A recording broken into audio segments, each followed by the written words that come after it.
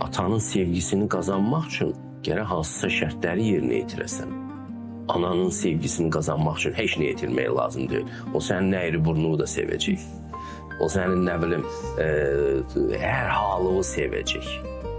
Hər halını. Sən onun üçün bütün hallarda möcüzə mənbəyisən. Yorulanda, özünü sevgisiz siləyəndə at özü ananın üstünə. Ana səni həmişə sevəcək. Hazır sevgi deposudur ana. Amma ata elə deyil. Ata gözləyir ki, sən bir nailiyyət qazanasan, bir ovlayasan, quş-quşlayasan. Qədimlik, Dədə Qorqud dili ilə desək. Yəni, bir nailiyyətin olsun sənin. Ona görə atalarla evladların münasibətləri daha yaralı olur. Ata ağır missiya daşıyır.